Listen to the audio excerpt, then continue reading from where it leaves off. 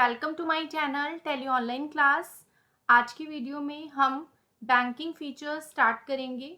मैंने आपको step by step सारी वीडियोस प्रोवाइड करी हैं अकाउंटिंग फीचर्स की, जिसमें हमने currency, bill wise detail, cost centre, interest calculation, customer पे क्रेडिट लिमिट सेट करना, बजट, ये सारे फीचर्स करवाए हैं। जिन्होंने मेरी प्रीवियस वीडियोस नहीं देखी हैं वो टेली प्राइम की प्लेलिस्ट पे जा सकते हैं एंड सारी वीडियोस को स्टेप बाय स्टेप देख सकते हैं। आज मैं नेक्स्ट टॉपिक स्टार्ट कर रही हूँ बैंकिंग फीचर्स का। ओके, तो बैंकिंग में हम लोग क्या करते हैं, अगर हम अपनी जो चेकबुक है, अपनी पूरे बैंकिंग का रिकॉर्ड रखना चाहते हैं तो उसके लिए हम लोग यूज़ करते हैं बैंकिंग, जिसके लिए आपको अभी कोई फीचर इनेबल करने की ज़रूरत नहीं है। आप डायरेक्ट मास्टर्स में क्रिएट कर सकते हैं लेजर बैंक का। सपोज मैंने एक बैंक क्रिएट किया, एक्सिस बैंक, इसको मैंने अंडर बैंक अकाउंट ले लिया।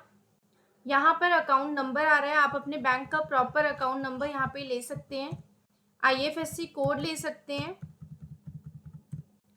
स्विफ्ट कोड मैंडेटरी नहीं है, अगर आप देना चाहते हैं तो आप दे सकते हैं।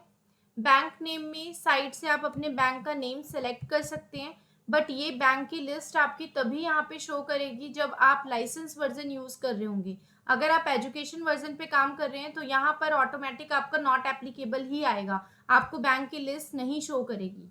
ओके, उसके बाद यहाँ पे है set alter range for cheque books. आपकी जो एक्सिस बैंक की चेकबुक होगी उसमें चेक नंबर्स होंगे, तो वो जो चेक नंबर्स होंगे उसकी रेंज आप यहाँ पे दोगे। ओके, तो मैंने अभी यहाँ पे 110010 से लेकर 110030 ये चेक नंबर की रेंज ले ली। मैंने कहा मेरी चेकबुक में टोटल 21 चेक्स है, ये जस्ट मैं एजुकेशन पर्पस के लिए ले रही हूँ, मैंने कोई एक्चुअल सीरीज नहीं ली है, मैंने नॉर्मली एक सीरीज बना दी है।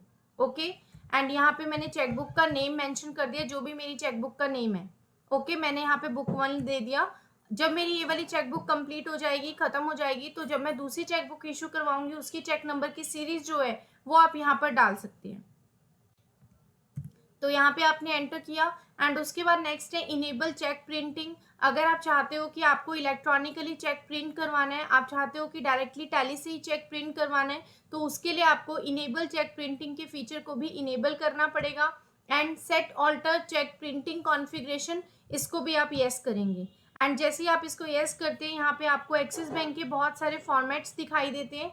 जो भी फॉर्मेट आपकी चेक का होगा वो वाले फॉर्मेट को आप यहाँ पे एंटर कर सकते हैं एंड यहाँ पे आपको उसका डायमेंशन शो हो जाएगा कि विड्थ और हाइट कैसी है, आप यहाँ पे देख सकते हैं। और उसके बाद आपको इसका प्रीव्यू दिख जाएगा कि आप जब अपने चेक को प्रिंट करवाएंगे तो चेक कैसे प्रिंट होकर आएगा। ओके, ये जस्ट आपको प्रीव्यू शो कर रहा है। उसके बाद यहाँ से बैक चले जाते हैं एंड फीचर हमारा ऑलरेडी येस हो चुका है चेक प्रिंटिंग का। इसके अलावा बाकी और फीचर अभी इनेबल करने की ज़रूरत नहीं है, जब हम यूज़ करेंगे तो मैं इनेबल करवा दूंगी। अभी के लिए मैंने जस्ट एक बैंक का लेजर क्रिएट किया है एंड इसमें एक मैंने ओपनिंग बैलेंस डाल दिया है, ताकि मैं कोई भी ट्रांजेक्शन करूँ तो बैलेंस मेरा नेगेटिव ना हो, इसलिए मैंने 1 लाख रुपीज़ ओपनिंग बैलेंस ले लिया। ओके, तो ये मेरा बैंक का लेजर बन चुका है। अब उसके बाद आप डायरेक्टली यहाँ पे आ जाएंगे यूटिलिटीज़ में, बैंकिंग पे आप एंटर करेंगे तो यहाँ पर आपके पास सबसे पहले चेक प्रिंटिंग आ रहा है। चेक प्रिंटिंग आपको शो करेगा कि आपके जो आपने बैंक क्रिएट किया है उसमें आपने जो भी चेक्स किसी को भी पे करे हैं उसमें आपने कौन से चेक्स को इलेक्ट्रॉनिकली प्रिंट करवाया है और किसको नहीं करवाया, तो आपको ना प्रिंटिंग का स्टेटस पता चलेगा। बट अभी मैंने कोई ट्रांजेक्शन करी नहीं है तो अभी मेरे को कोई स्टेटस नहीं पता चलेगा। जब मैं ट्रांजेक्शन कर दूंगी तो मैं आपको चेक प्रिंटिंग दिखा दूंगी। अभी आप आ जाइए चेक रजिस्टर पे। चेक रजिस्टर पे आपको शो कर रहा है एक्सिस बैंक के अवेलेबल चेक्स आपके पास 21 है। यहाँ पे आपको चेक की रेंज शो कर रही है, आप एंटर करेंगे, सारे चेक्स अवेलेबल हैं अभी, क्योंकि मैंने कोई भी चेक को यूज़ नहीं किया है। ओके, अगर मैं कोई भी चेक को यूज़ करना चाहती हूँ तो यहाँ पे आप स्पेस की प्रेस करेंगे एंड यहाँ पे साइड से आ रहा है ऑल्ट एस से ऑल्टर स्टेटस। आप ऑल्ट एस से ऑल्टर स्टेटस पे आते हैं एंड यहाँ पे ब्लैंक चेक करते हैं, तो ब्लैंक चेक पे एंटर करेंगे। वैसे ही मेरे पास एक एरर आएगा, to do this you need to enable the allow zero value transaction feature. आपको टैली अलाउ नहीं करता कोई भी ऐसी ट्रांजेक्शन करने के लिए जिसमें आप वैल्यू जीरो लेते हो। क्योंकि आप ब्लैंक चेक डालोगे तो उसमें तो वैल्यू वैसे भी नहीं आनी है। तो इसलिए आपने क्या करना है ना, आपने एक फीचर को इनेबल करके आना है पेमेंट के वाउचर में। कैसे करना है आपने वो, मास्टर्स में ऑल्टर पे आना है, voucher type, and voucher types पे आने के बाद आपने यहाँ पे आ जाना है पेमेंट वाउचर पे, एंड पेमेंट वाउचर पे आने के बाद यहाँ पर आपके पास फीचर आ रहा है अलाउ जीरो वैल्यू ट्रांजेक्शन। इसको आप यस करेंगे एंड एक्सेप्ट कर देंगे। जैसे ही आप एक्सेप्ट करेंगे एंड उसके बाद दोबारा से आप बैंकिंग पे आएंगे, चेक रजिस्टर पे आएंगे, अवेलेबल चेक्स ओपन करेंगे, अपनी चेक की सीरीज ओपन करेंगे। अब आप कोई भी चेक को यूज कर सकते हैं। ब्लैंक चेक के लिए मैंने फीचर इनेबल कर दिया है। अब हम फर्स्ट चेक को ब्लैंक चेक इशू कर सकते हैं। तो फर्स्ट चेक को सिलेक्ट करने के लिए आप स्पेस की प्रेस करेंगे एंड साइड में आपके पास आ रहा है ऑल्ट एस से ऑल्टर स्टेटस। आप ऑल्टर स्टेटस पे एंटर करेंगे, ब्लैंक चेक पे एंटर करेंगे एंड आप देखेंगे पेमेंट वाउचर ही मेरा ओपन हुआ है एंड इसमें जो स्टेटस आ रहा है वो ब्लैंक चेक आ रहा है। डेट आप ले लेंगे जिस भी डेट को आपने ब्लैंक चेक इशू किया एंड यहाँ पर आपने किसी भी पर्सन को अगर चेक पे किया है तो उस पर्सन का नेम आपके पास ऑलरेडी बना होगा। मेरे पास अभी नहीं बना हुआ तो मैं यहाँ पे क्रिएट कर ले रही हूँ पार्टी एंड उसके बाद इसको मैंने एक्सेप्ट किया। आप देखो यहाँ पे मैंने जैसी पार्टी सेलेक्ट करी है यहाँ पर अमाउंट पे कर्सर मेरा गया भी नहीं, अमाउंट पे कर्सर रुका भी नहीं मेरा, क्योंकि ये ब्लैंक चेक है तो ऑटोमेटिक हमने इसका स्टेटस सेट किया हुआ है, इसलिए अमाउंट पे कर्सर नहीं गया। अब आप देखेंगे यहाँ पे मेरे पास चेक रेंज भी ऑटोमेटिक आ रही है, इंस्ट्रूमेंट नंबर भी ऑटोमेटिक पिक हो गया है एंड इंस्ट्रूमेंट डेट, मतलब इंस्ट्रूमेंट डेट का मतलब होता है चेक के ऊपर जो हमने डेट मेंशन की हुई है वो 1 अप्रैल की हुई है एंड उसके बाद इसको हम कर देंगे एक्सेप्ट। एक्सेप्ट करने के बाद आपको चेक का प्रीव्यू शो करेगा, क्योंकि मैंने चेक प्रिंटिंग का ऑप्शन इनेबल किया हुआ है। आप यहाँ पे प्रीव्यू देख सकते हैं एंड जूम के लिए ऑल्ट जेड प्रेस करेंगे, यहाँ पे आप जूम करके अपने चेक को देख सकते हैं कि जब आप प्रिंट आउट निकालोगे तो चेक पे कैसा प्रिंट होके आएगा। अभी हमने दीपक एंड कंपनी के लिए जो चेक लिया वो ब्लैंक था तो उसमें कोई वैल्यू वैसे भी नहीं लिखी हुई थी, इसलिए हमने यहाँ पे कोई भी वैल्यू अभी शो नहीं कर रही है। ओके, अब आप देखेंगे यहाँ पे इसका जो स्टेटस है वो ब्लैंक हो चुका है। सेकंड चेक सपोज मैं यहाँ पे कैंसिल करना चाहती हूँ, सेकंड जो चेक है वो कैंसिल हो गया है।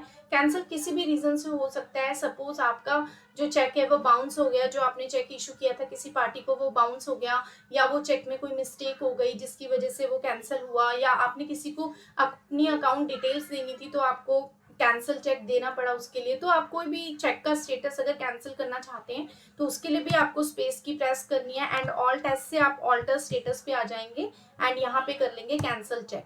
कैंसिल चेक आपका कौन सा डेट को हुआ है वो डेट ले लेंगे। रिमार्क्स में आप यहाँ पे रीजन डाल सकते हैं किस वजह से कैंसिल हुआ है। तो जैसे मैंने ड्यू टू मिस्टेक ले लिया एंड इसके ऊपर एंटर किया तो आप देखेंगे यहाँ पे ऑल्ट F2 करके पहले मैं डेट ले लेती हूँ 1 अप्रैल टू 2 अप्रैल।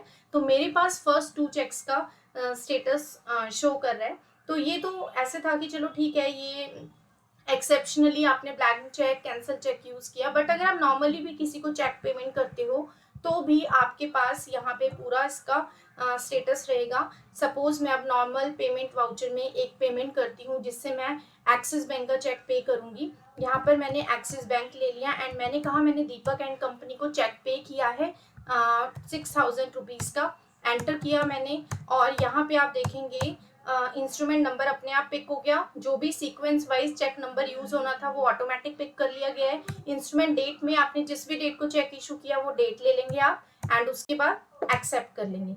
एक्सेप्ट करके अगर आपने चेक प्रिंटिंग यहीं से करना है तो आप कमांड लगा सकते हैं अपने प्रिंटर के अंदर। आपको चेक एडजस्ट करना पड़ेगा, चेक आपको अच्छे से फिट करना पड़ेगा, उसकी पूरी अच्छे से सेटिंग करनी पड़ेगी। उसके बाद आपके जो चेक के ऊपर प्रिंट है वो अच्छे से आ जाएगा। ओके, एंड उसके बाद आप यहाँ पे देख सकते हो स्टेटस में, अगर आप बैंकिंग पे जाते हो चेक रजिस्टर पे एक्सिस बैंक पे एंटर करते हो, यहाँ पर आप देख सकते हो आपका जो चेक है, यहाँ पे मैं स्टेटस पूरा 1 to 30 अप्रैल तक का ले लेती हूँ। तो आप देखेंगे यहाँ पे फर्स्ट चेक का स्टेटस, सेकंड चेक का स्टेटस एंड थर्ड चेक का स्टेटस मेरे को शो कर रहा है, बट जो थर्ड चेक का स्टेटस है वो अनरिकनसाइल्ड है। अभी अनरिकनसाइल्ड क्यों है? क्योंकि अभी मैंने बैंक रिकंसिलिएशन स्टेटमेंट नहीं बनाई है। जब हम BRS बनाते हैं तो हमारे जो भी अनरिकनसाइल्ड चेक होते हैं, क्योंकि ये हम अपनी बुक्स ऑफ अकाउंट्स में डाल रही हैं, अभी हम पासबुक के साथ मैच नहीं कर रहे, तो जब हम BRS बनाते हैं बैंक रिकंसिलिएशन करते हैं तब ये हमारे जो ट्रांजेक्शन्स हैं ये जो भी क्लियर होती रहती है उनके ऊपर हम डेट लेकर इनको रिकंसाइल करेंगे आगे जब मैं आपको BRS करवाऊंगी तो हम ये सारा रिकनसाइल भी करेंगे, बट अभी एज ऑफ नाउ हमने अभी नॉर्मली चेक को यूज किया है, ब्लैंक चेक, कैंसल चेक और नॉर्मल हमने चेक को इशू किया है। ओके, तो यहाँ से आप अपने सारे चेक्स का स्टेटस मेंटेन करके रख सकते हो कि आप किसको कौन सा चेक दे रहे हो। यहाँ पे आपको range wise, bank name wise, available cheques कितने हैं, अनरिकनसाइल्ड कितने हैं, सारा आपको यहाँ पे स्टेटस मिल जाएगा। ओके, उसके बाद हम यहाँ पे आते हैं पोस्ट डेटेड समरी पे। पोस्ट डेटेड समरी का टॉपिक भी हम लोग करेंगे, लेकिन पहले आप यहाँ पे देख लीजिए चेक प्रिंटिंग। चेक प्रिंटिंग पे आप एंटर करेंगे एंड एक्सिस बैंक पे एंटर करेंगे तो आप यहाँ पे देख पा रहे हैं कि मैंने 2 चेक इशू किए हैं दीपक एंड कंपनी को। एंड ये मेरे को क्या बताता है, ये मेरे को प्रिंटिंग का स्टेटस बताता है कि आपने जो चेक इशू किए हैं उनमें से कितने चेक आपने इलेक्ट्रॉनिकली प्रिंट करवाए हैं। तो अभी तो मैंने जस्ट आपको प्रीव्यू दिखाया, मैंने अभी किसी को प्रिंट एक्चुअल में नहीं करवाया, तो यहाँ पे प्रिंटेड में अभी नो नो आ रहा है। तो जब हम इसका स्टेटस मतलब देखेंगे तो अगर हमने इलेक्ट्रॉनिकली प्रिंट करवाया होगा तो प्रिंटेड में यस आ जाएगा। आपको यहाँ पे अपने जितने भी चेक्स आपने इशू किए हैं उनका स्टेटस पता चल जाएगा कि कौन से चेक को आपने मैनुअली इशू किया है और कौन से चेक को आपने इलेक्ट्रॉनिकली प्रिंट करवाया है। ओके, तो यहाँ पे आपको चेक का प्रिंटिंग स्टेटस पता चलेगा। तो अभी तक हमने cheque printing and cheque register discuss कर लिया है।